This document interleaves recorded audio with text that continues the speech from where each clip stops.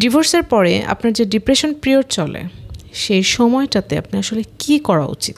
আমি শম্পা আক্তার আছি নতুন এই ভিডিওটিতে। আশা করি পুরো ভিডিও জুড়ে আপনি আমার পাশে থাকবেন। জীবনে বেঁচে থাকার প্রয়োজনে সমঝোতা না হওয়ার কারণে বা বিভিন্ন জটিলতায় হয়তো আপনারা সিদ্ধান্ত নিতে বাধ্য হয়েছেন ডিভোর্সের, কিন্তু ডিভোর্স পরবর্তী সময়টা কিন্তু আপনাদের দুজন মানুষের জন্যই, মানে নারী পুরুষ উভয়ের জন্যই কিন্তু খুব ক্রিটিক্যাল একটা টাইম চলে। ওই সময়টাতে সবচেয়ে বেশি মুখোমুখি হতে হয় মানুষের খারাপ কথা, সমালোচনা, নানান রকমের বাজে ব্যবহার এবং আপনি ট্রমায় চলে যান এমন কিছু বাক্য। ডিভোর্স ব্যাপারটাকে একেবারে সমাজের চোখে ঘৃণ্য হিসেবে দেখা হয়।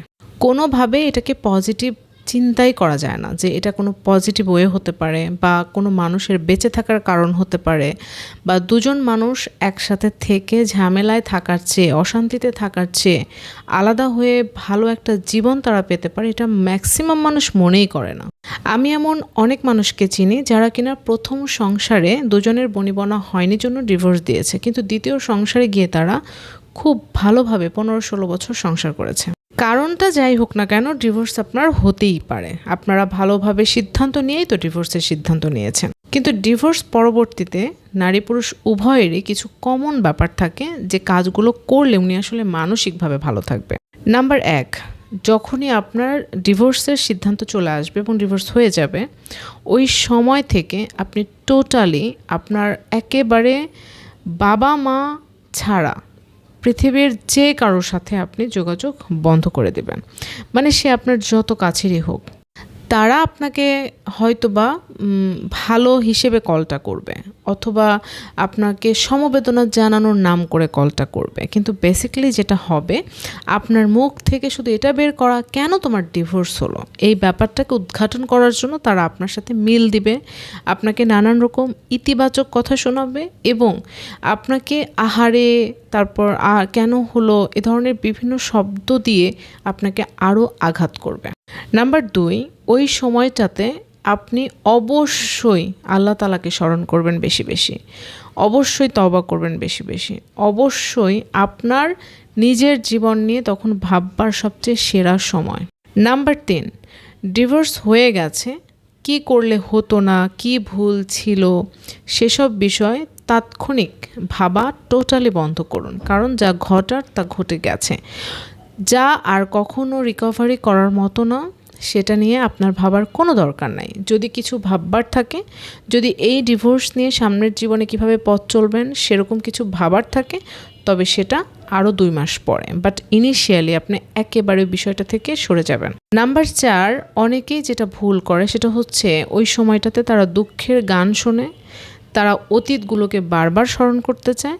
আমি রিকোয়েস্ট করব ওই সময়টাতে কখনোই আপনারা দুঃখের কোনো গান শুনবেন না। আপনারা বিশেষ করে, আমি বারবার অনুরোধ করব, বিশেষ করে ওই সময়টাতে নিজে একাকী হয়ে শুধুমাত্র ওই সময়টাতে আল্লাহকে খোঁজার চেষ্টা করবেন। নাম্বার 5, সন্তানের ব্যাপারে আপনারা এখন সবাই শিক্ষিত, মোটামুটি এখন সবাই ভালো বোঝেন। সন্তানের ব্যাপারে আপনারা দুজন অবশ্যই সমঝোতায় থাকবেন। অবশ্যই আপনি আপনার সন্তানকে যদি নিয়ে আসেন মা হিসেবে, তবুও তার বাবার সাথে দেখা করার কথা বলার সুযোগ দেবেন। বাবা হিসেবে যদি সন্তান আপনার কাছে থাকে, তার মায়ের সাথে তাকে কথা বলার বা আলাদা একটা ফোনে যোগাযোগের একটা ব্যবস্থা অবশ্যই করবেন, কারণ এই সময়টাতে তারা সন্তানকে সবচেয়ে বেশি মিস করে।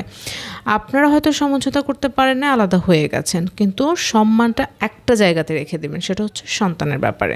নাম্বার 6, কোনো ব্যক্তির কাছে আপনার পার্টনারকে নিয়ে, যার সাথে আপনার ডিভোর্স হয়ে গেছে, বিগত হয়ে গেছে, তাকে নিয়ে কোনো রকম বাজে কথা বলবেন না, কারণ একদিনের জন্য হলেও সে আপনার সঙ্গী ছিল, সঙ্গিনী ছিল, সে আপনার সংসার করেছে, আপনি তার সাথে সংসার করেছেন, তিনি আপনার জীবনে যেন সারা জীবন সম্মানের জায়গাটায় থাকে, সেই ব্যবস্থাটা আপনি করবেন।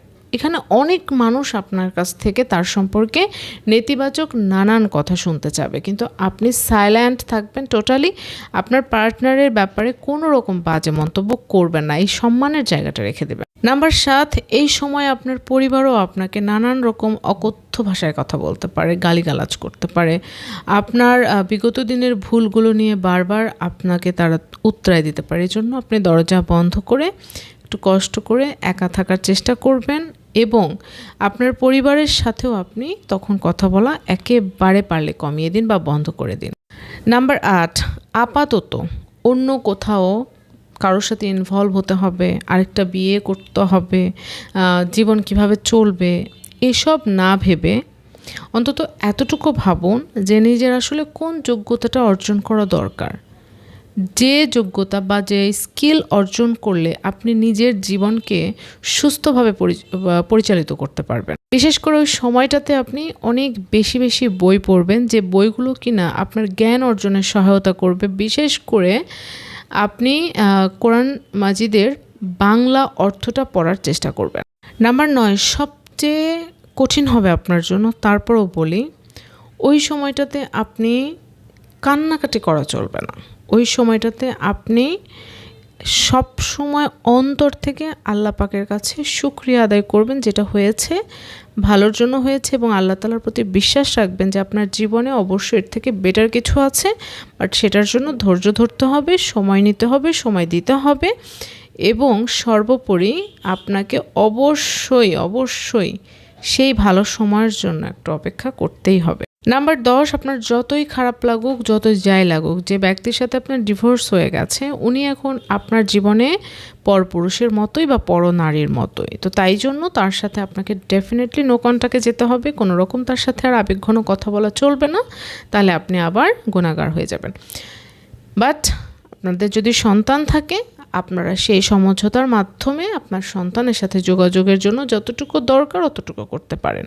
আমি সম্পাজকের ভিডিও থেকে বিদায় নিচ্ছি, তবে বিদায়ের আগে একই কথা বলবো, আমার ভিডিও শেষ করার পর আমাকে ভুলে গেলে কোনো সমস্যা নেই, কিন্তু অবশ্যই আমার পরামর্শগুলো মেনে চলার চেষ্টা করবেন। আজকের মতো এখানেই শেষ করছি। আল্লাহ হাফেজ।